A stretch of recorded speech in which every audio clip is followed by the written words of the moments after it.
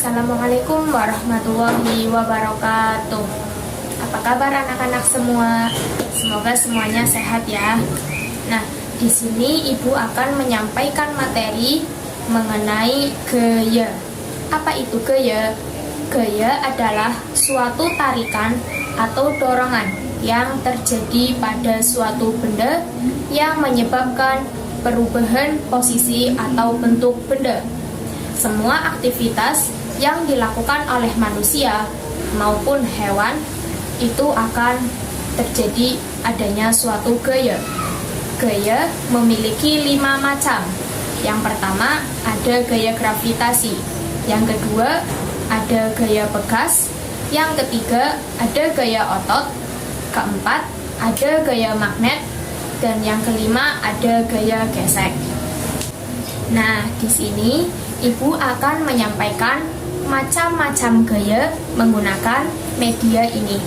Nah, yang pertama ada gaya gravitasi. Nah, apa itu gaya gravitasi? Gaya gravitasi adalah suatu gaya yang menarik semua benda ke pusat bumi atau ke permukaan bumi. Nah, di sini contohnya ada sebuah pohon apel. Nah, pohon apel ketika sudah matang pasti akan jatuh ke bawah karena jatuh ke bawah itu adanya gaya gravitasi. Nah, kemudian ada bola. Ketika bola itu dilempar pasti akan jatuh ke bawah juga. Nah, itu semua karena adanya gaya gravitasi. Nah, contoh yang ketiga, di sini ada sebuah jungkat-jungkit. Jungkat-jungkit ketika dimainkan pasti membutuhkan pasti adanya gaya. Nah, gaya itu termasuk dengan gaya gravitasi karena jungkat-jungkit ini ketika dimainkan pasti akan jatuhnya ke bawah secara bergantian. Nah, yang kedua di sini ada gaya pegas. Gaya pegas adalah suatu gaya yang ditimbulkan oleh adanya peregangan pegas atau benda elastis. Semakin besar peregangan pegasnya, akan semakin besar pula gaya yang dihasilkan. Di sini contohnya pada sebuah ketapel. Saat menarik karet, semakin panjang tarikannya, maka semakin jauh benda yang akan dilempar. Nah, contohnya seperti ini. Nah, pada sebuah ketapel ini memiliki gaya pegas. Yang ketiga ada gaya otot. Gaya otot adalah gaya yang bertumpu pada tenaga otot.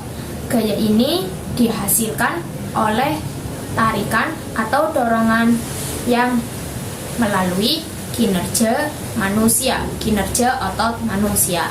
Nah, contohnya di sini ada sumur timba. Nah, saat kita menimba air, pasti kita membutuhkan otot untuk menarik ember yang berisi air. Ketika kita tidak memiliki gaya otot, maka kita tidak akan bisa untuk menarik timba yang berisi air tersebut. Nah, Ibu contohkan seperti ini. Nah, ketika menarik ke atas, pasti membutuhkan sebuah gaya otot. Selain itu, juga pada jungkat-jungkit. Pada jungkat-jungkit juga memiliki gaya otot untuk mendorong supaya jungkat-jungkit ini bisa jatuh ke bawah. Yang keempat, ada gaya magnet. Gaya magnet adalah sebuah gaya yang ditimbulkan oleh adanya interaksi antara kutub-kutub magnet. Magnet memiliki 2 kutub, yaitu utara dan selatan. Ketika kutub utara dengan selatan ditekatkan, maka akan saling tarik-menarik.